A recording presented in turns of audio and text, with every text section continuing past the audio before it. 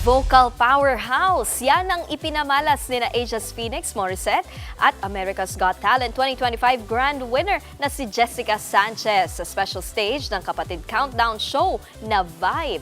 Nasa frontline ng balitang yan, si Mobile Journal Francis Rivera.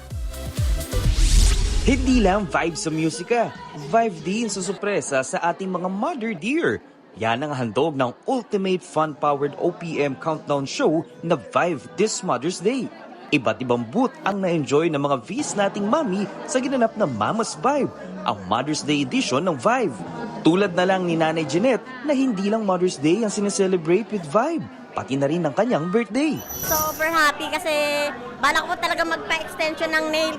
Kaya eto, tempo, meron pala dito. At the same time, birthday ko, may pa-birthday na sa akin. Ang pamilya naman ni Kate galing Pantanawan, Batangas. Lumawas pa rito sa Maynila para maki-vibe. Enjoy na enjoy po, lalo na po yung pinakagusto namin syempre yung picture taking kasi souvenir po siya. Thank you po sa experience na to, masaya po. Alam niyo kung hindi lang po kami malayo, every weekend talaga kami pupunta dito eh. Happy Mother's Day! I love you! Opening number pa lang, nag-uumapaw na ang saya ng rumampa sa Vibe Stage yung Miss Universe Philippines 2026, Bea Milan Windorski. Game na nakipagsayawan si Bea kasama ang Vibe Jacks. At syempre, may pabaon pang pa-showcase ng kanyang signature liad walk. This is definitely one of the most fun appearances I've had as someone who really loves to dance. I also love to sing, but I'm not very good at it. Maraming salamat po to all the mothers out there for supporting and believing in your children's dreams. Powerful performance naman ang hatid ni Asia's Phoenix Morissette kasama ang America's Got Talent 2025 grand winner na si Jessica Sanchez.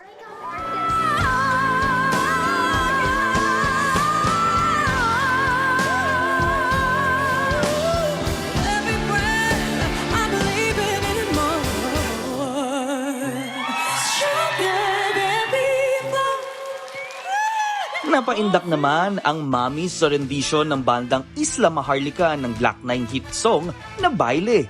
At syempre, mas napasenti pa ang mga nanay sa studio nang pumasok na ang 90s OPM icon na si Renz Virano. Performing his iconic song, Ibang-Iba Ka Na.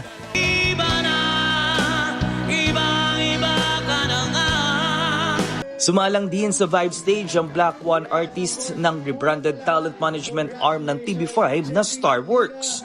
Matapos ang concert vibe and experience para sa ating mga nanay, may mga regalo pa silang natanggap mula sa sponsors.